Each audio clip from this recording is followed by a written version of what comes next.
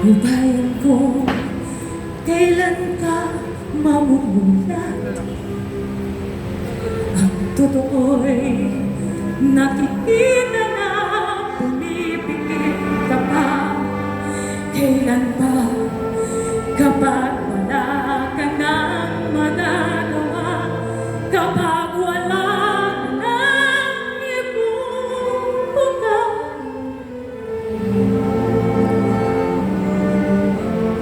O bayan ko, kailan ka matututo? Sadyang ikaw ang kalaban mo, ikaw rin ang susuko.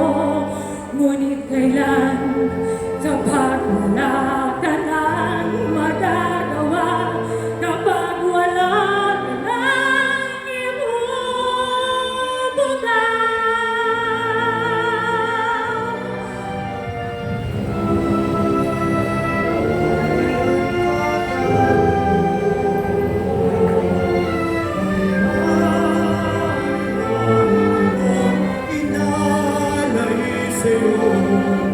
O bayan ko, ang oras ay malapit na maubos. Bangon na, o bangon bayan ko.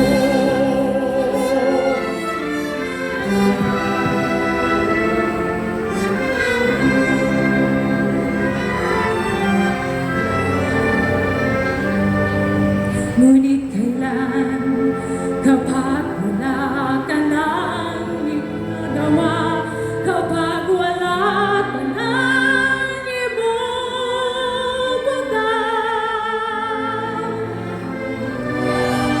O bayan ko, kailan ka tatayo?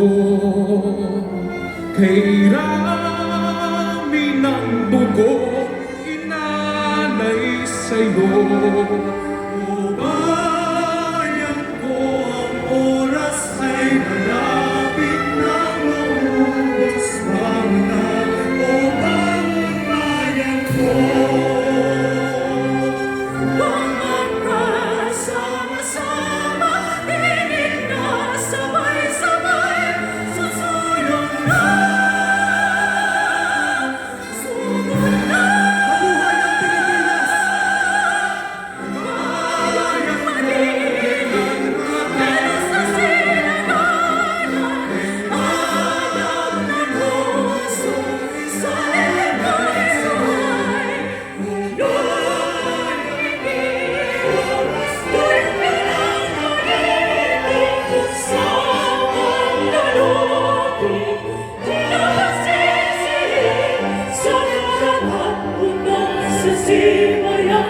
Sa langit magbukaw, may nilalang mula at awit sa paglayang minamahal.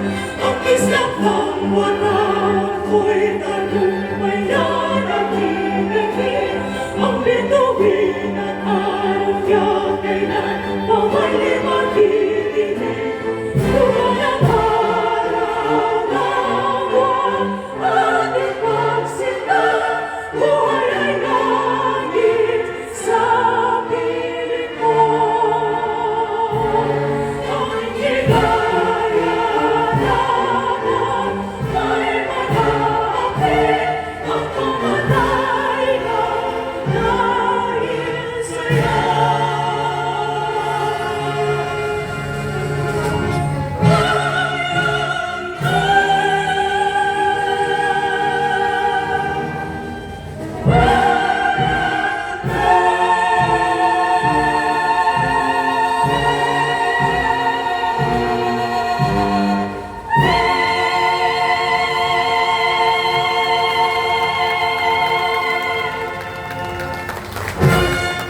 Isama si ating pangalawang punong lungsod ng Maynila, Vice Mayor Angela Lechi Atienza.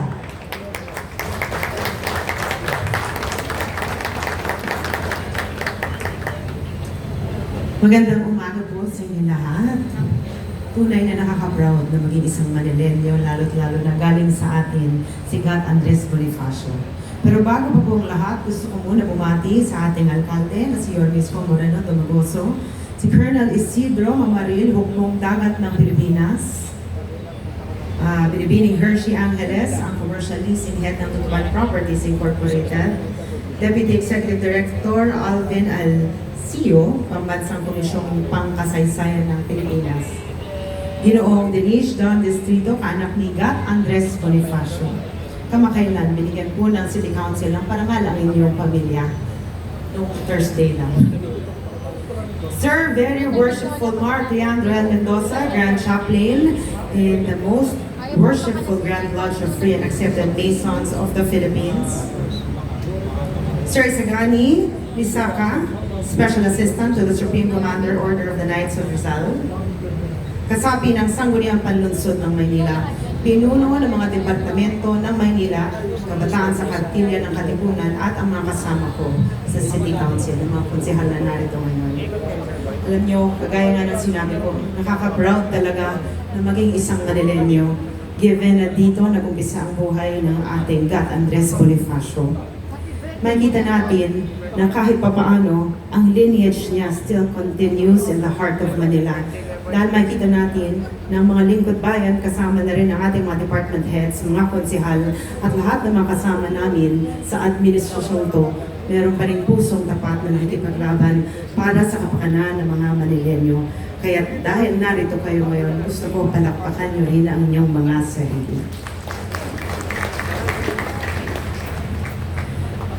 Ang aking nais bilang lingkod bayan, sana gamitin natin ang ating pwesto para maging kagaya ni Gat Andres Bonifacio na maging isang lingkod bayani. Ibigay natin ang ating buhay para sa serbisyo, para sa buhay ng mga Manileño at may taas ang antas ng kanilang pamumuhay at bumuti at mag-iwan tayo ng legasiya balang araw. Nandito po ako para ipakilala ang isang tao na alam kong kilala niyo na. Pero kanina, tinanong ko siya, dahil gaya ni Gat Andres Bonifacio, noong taong 1880s, siya po ay nagtrabaho dito sa Binondo, nung siya ay bata pa. Kagaya ng ating alkalde, hindi naman 1880s, pero 1990s, na alam ko, nagtutulak siya ng kariton dito rin sa Binondo. Kaya kahit pa paano, naiisip ko, swerte tayo. Dahil sumusunod siya sa epak ni Gat Andres Bonifacio na nakita naman natin na nung siya ay naging isang konsehal, naging isang magaling na konsehal siya sa Tondo. Nung siya ay naging isang vice-alkalde, sumuporta at pinaglaban niya ang buhay ng mga Manileño. At nung panahon ng pandemya, siya ang tumulong sa lahat ng mga Manileño na mabuhay pa rin at mamuhay ng sagana.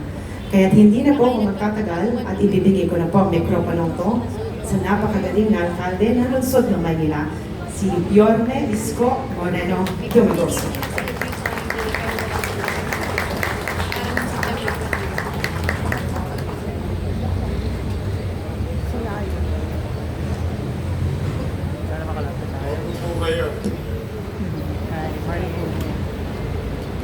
Si Gat Andres, 1880s, paikot-ikot yun dyan sa Binondo. Tondo, Binondo, nung araw si Gat Andres. Ako naman, 1980s. 100 years, oh. Just imagine, Oo nga, no? Kasi nag-umpisa akong maging basurero,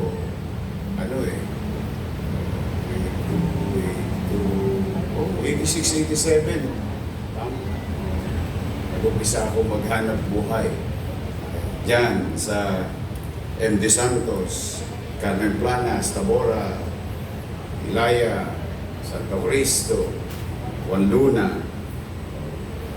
Natibdiban pa ako ng pulis dyan sa kanto ng Juan Luna at saka Recto. Kasi ang pila namin, Juan Luna atras. No, kasi after ko maging basurero, promote ko yung sarili ko. Pwede mo naman promote yung sarili mo. Ginawa ko yung sarili ko sidecar boy. Kaya maswerte itong mga tok-tok, e-trike, sa kuliglig. Eh sila, ang gamit na nila motor. Kami, ang gamit namin nun, paa. Paa steering. Diyan sa kanto ng Juan Luna Recto, may pila dyan ng sidecar. Ang biyahe namin, Juan Luna, Lacandula. 3 piso isang ulo, kahit anong size. Small, medium, large, and extra large, 3 pesos per head. Tapos may sakayan din dyan ng tinatawag na Juan Luna Atras. Yung jeep, no? Halos sa buong buhay ko, dito lang talaga. Pero nung araw, kami, kahit pinipilit namin maghanap buhay, ay sumusunod kami sa alituntunin ng batas trapiko. Pag sinabing bawal sa recto, o bawal sa recto, nasunod naman kami. Kaya lang pamisan-misan, hindi naman kami masyadong perpekto.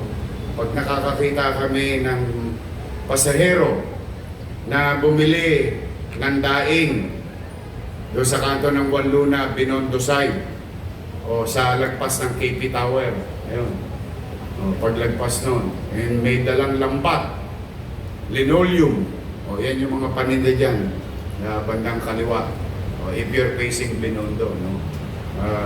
Siyempre, hirap na hirap yung namimili, no?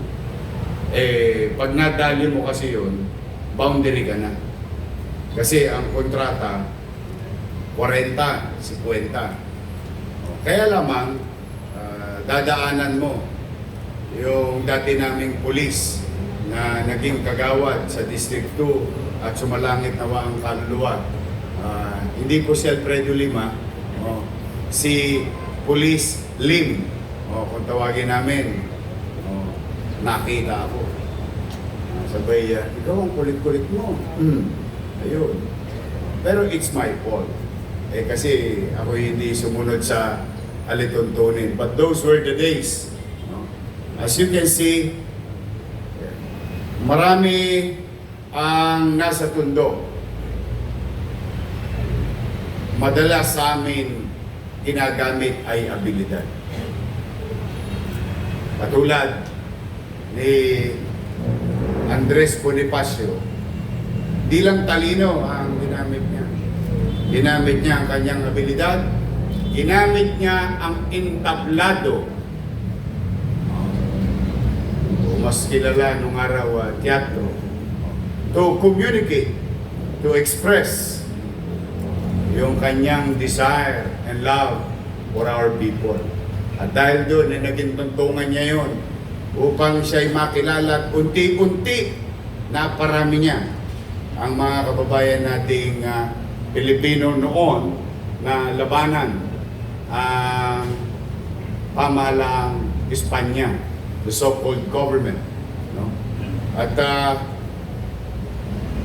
hanggang ngayon, yung dinanas ng ating mga bayani at partikular na si Andres Bonifacio, nahirap upang ipaglaban lagi ang kapwa Pilipino, hanggang ngayon ay nararanasan natin sa kasalukuyan bilang mga Pilipino.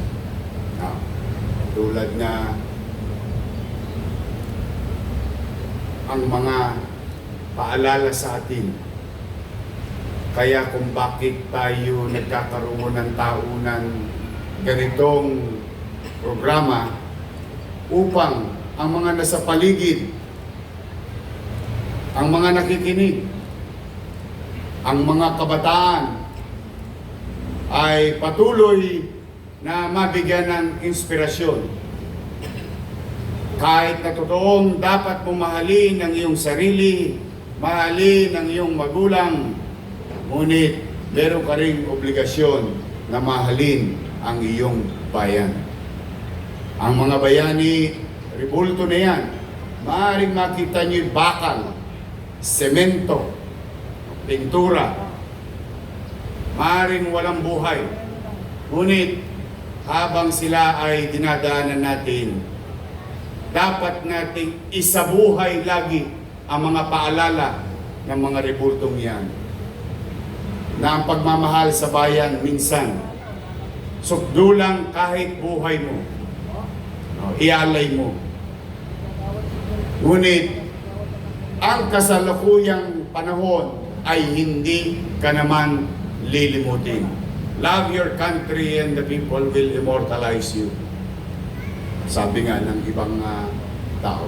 Kaya, pagka minsan-minsan kinikipit balikat lang natin yung mga rebulto na yan, ay para bang nakalimutan na natin. Taas ang kamay na nakararamdam ng malaya ang buhay natin ngayon. And the simple answer to that, kung bakit tayo malaya, dahil sa isang katulad ni Andres Bonifacio. At marami pang bayani. Kaya huwag sana nating limutin, hindi lang sa loob ng silid-aralan, hindi lamang sa mga asignatura ng ating eskwela, kundi isang bilang mamamayan din na we, the people today, tayo, ng mga tao ngayon, ay utang natin sa kanila ang ating tinatamasang kalayaan sa ngayon. Ang tema ng kanilang pakikipaglaban, pang-aabuso, hindi makatwiran, at kalayaan. O hindi ba nararanasan din natin ang pang-aabuso ng ilan sa kasalukuyan? Kaya tayo'y talagang dapat na manawagan na papanagutin ang mga taong sukdulang ubusin ang kaban ng bayan. Dapat sila'y managot, hindi sa mata ng kamay o dahas ng tao, kundi sa mga umiiral na batas. Maaring may katotohanan paminsan-minsan ang hirap makamit ng hustisya na siyang sinisigaw ngayon ng mga mamamayan. Hustisya, hustisya, hustisya para sa mamamayan dahil nilapastangan ang kaban ng bayan. Ngunit, lagi pa rin nating aalalahanin na may naitatag. Tayo ang nagtatag nito. Nagtatag tayo ng pamahalaan. At 3 bahagi ng pamahalaan itinatag natin.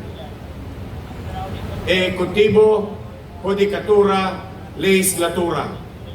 At yung mga bahagi ng pamahalaan ay patuloy na nandiyan dyan.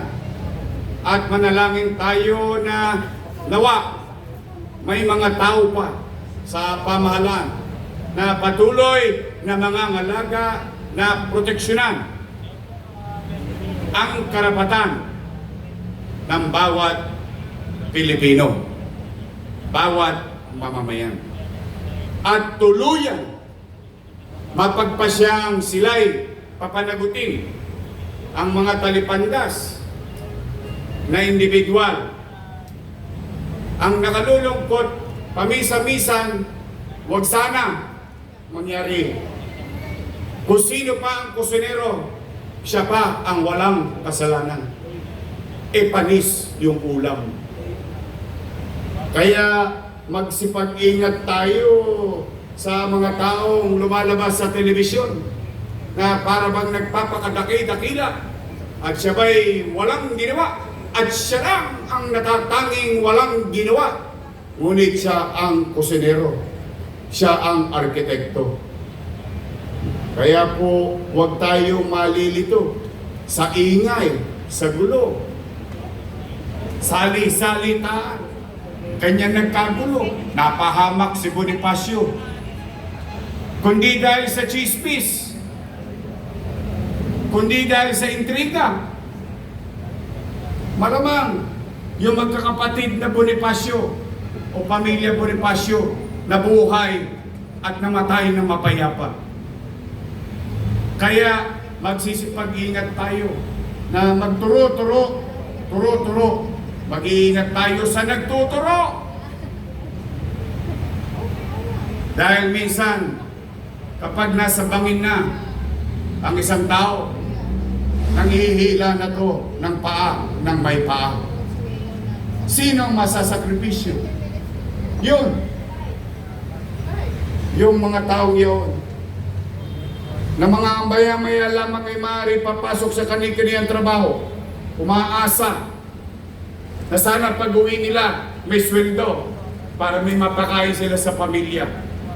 Umaasa na makasasakay ng maayos at maliwalas, makauwi ng maaga, makasama ang kanilang pamilya. Ordinaryong tao. Kaya matuto na tayo kung talagang mabisa. Eh sana nagtagumpay na tayo noong 86.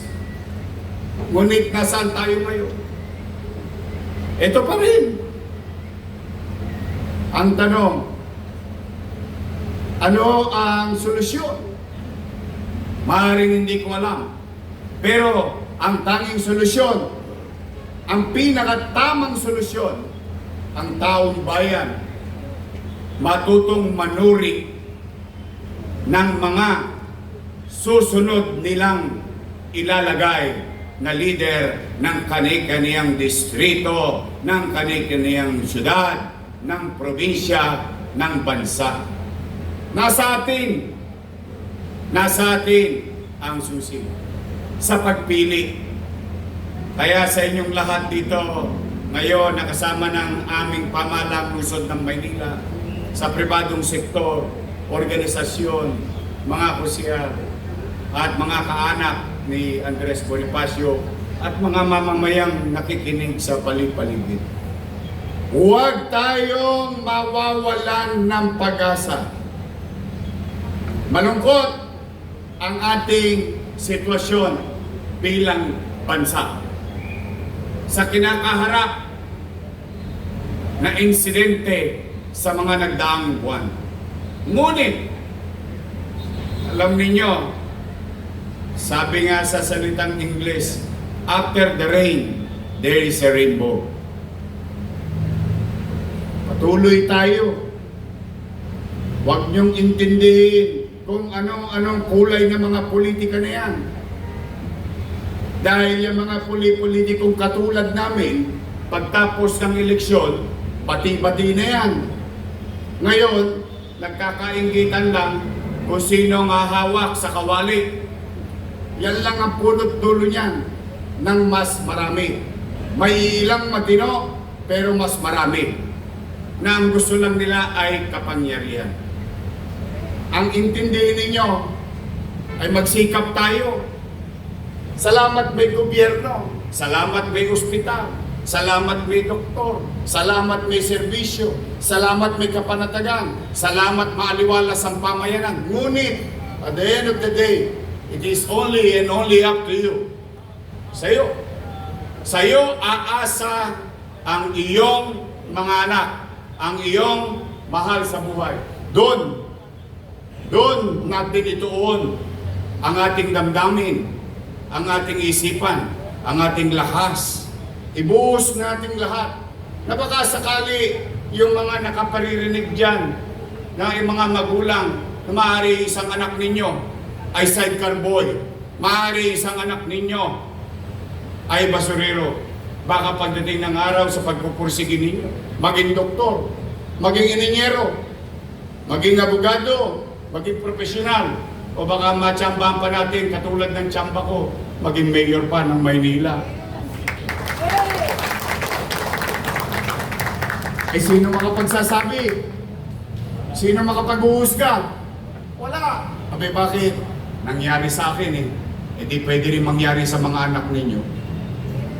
Hindi naman ako batang promin. Hindi ako bonakid. Lang ang tinitira ko nung araw. But I am no special. My point is, maaaring mangyari din sa mga anak ninyo. So, ang bottom line, patuloy tayo magsikap, maging masinop bilang individual para sa kinabukasan ng ating mga anak. Ang inisip ni Andres Bonifacio, tayo. Sino? Sino tayo ngayon? Tayo na mga anak. Tayong kapwa Pilipino.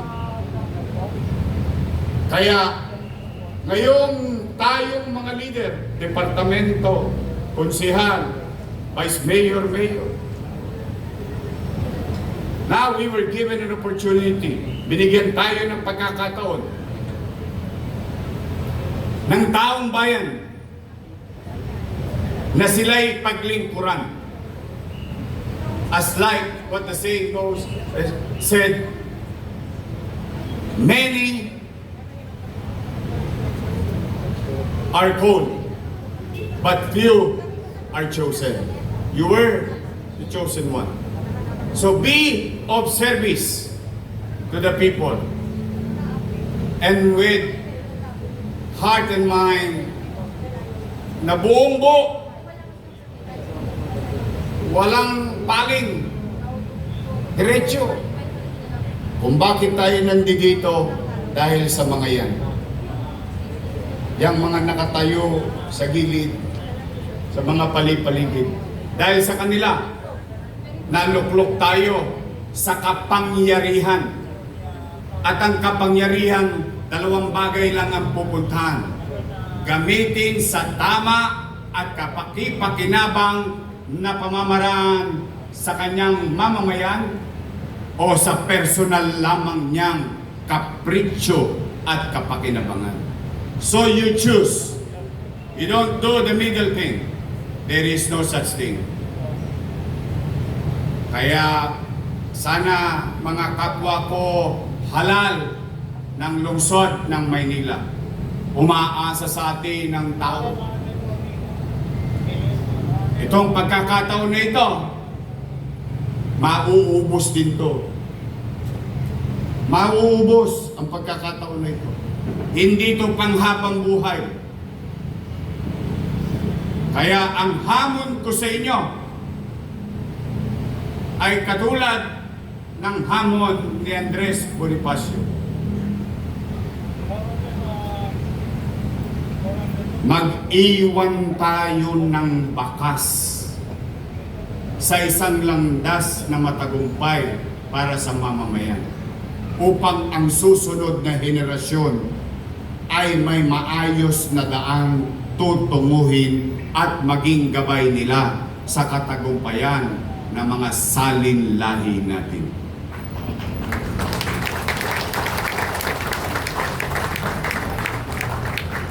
Kaya po muli sa aming mga kasama na naparito sa Tutuban, now you understand. Now, at least, you understand at the very least, bakit ayaw kong magulo ang rekto bukod sa kapakinabangan ng tao. So that the people, the next generation, will see, makita si Andres Bonifacio at tapang at tao.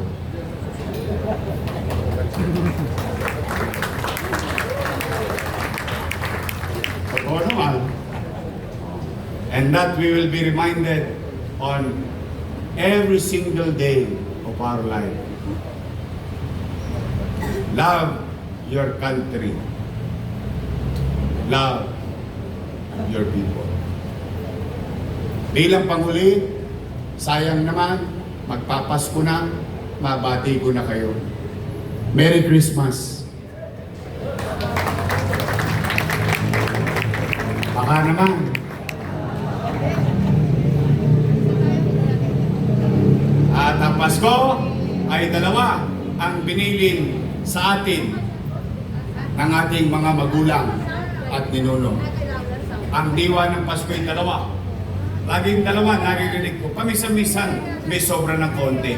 Pero madalas na mabanggit ng mga magulang natin. pagbibigayan, at pagmamahalan. Ewan ko kung yun ang sinabi ng nanay ninyo. Basta ko yun ang sinabi ng nanay ko. Iba na ba? O, pareho-pareho. O, pagbibigayan. Pagbibigayan. Kung may nasosobra ng kaunti, wala namang masama. No? Hindi naman yan, persado. Pero hindi yun ang mahalaga sa diwa ng Pasko. Isa lang yun. Pero para sa akin, lalo ngayong kasalukuyan ng sitwasyon natin, ay kailangan ang maging diwa talaga ng Pasko sa bawat pamilyang Manileño at Pilipino ay pagmamahalan.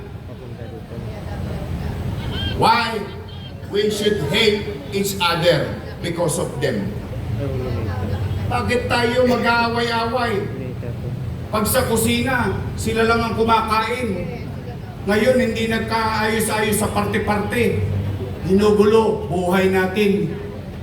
Nung tumichicha kayo, minamantikaan ninyo ang inyong mga labi, tuwan-tuwa kayo. Ngayon, hinihikayat tayo. Magmasid po kayo ha. Mag-isip po tayo maigi. Hinihikayat tayo. Ika'y mapula, ika'y maputi, ika'y madilaw. O ano ba yung pink? Ano bang color sa Tagalog? Mapusyaw. Ano ba yun? Basta pink. Blue. White. Oh. Hindi, imagine ninyo. Kita ninyo, nabanggit ko lang. Talagang may galit eh. Hindi ako without politics. Setting aside politics. Pansinin ninyo, inang hihikayat sa inyo. Pansinin ninyo, may kulay. Ang tanong ko, nung madilim ang buhay nyo, kumulay ba nung dumating sila? And yet, araw-araw na ginawa, magpapasko na. Sabi, ikay dito, ikay dito. Pagdating sa bahay, magpamilya, magkaiba-iba. Pagdating sa labas ng bahay, ang magkakapitbahay, magkakaiba. Tingnan ninyo, darating ang oras, magkakatabihan sa camera. Kayo, pagkakaaway pa rin. See? This is about time for us to be matured enough na unawain natin ano ang intensyon ng mga ito. Kaya, siguro ang pinakamawisang gamot sa ngayon, at ako'y naniniwala na mahatulan ng mga talipandas na yan. Pero sa ngayon, Pilipino tayo. Bakit tayo kailangan mag-away-away? Bakit tayo kailangan magkahiwa-hiwalay? For what? For whom? For our country? Maghiwa-hiwalay tayo? Hindi po totoo yun. Nangyari na nga yung dati. Ilang revolusyon na ba tayo? Nagbago ba? May nagbago ba? Kaya nga tayo sa ganito sitwasyon. Dahil hindi naman binago yung sistema eh. Binago lang yung nakaupo. Bakit? Kami naman, ang sabi nga. Kaya po, mga nanay ko, mga tatay ko, mga batang Maynila, ang diwa ng Pasko ay umiral sa ating puso. Ngayon, kapwa-tawad. Bahala na Diyos sa'yo. Uusigin ka rin pagdating ng araw. Mauna ka na sana. Pero for the meantime, we as Filipinos, not only Manileños, as Filipino, we should not inculcate hate among each other, among families. Ngayon yung isa puso, yung diwa ng Pasko na itinuro sa atin ng ating mga ninuno, ng ating mga magulang. Ang Pasko ay pagmamahalan. Sana araw-araw Pasko. Maraming salamat, Ninong. Maraming salamat, Ninang. Huwag niyong kalimutan ang pamasko namin. So muli, I hope you get the message.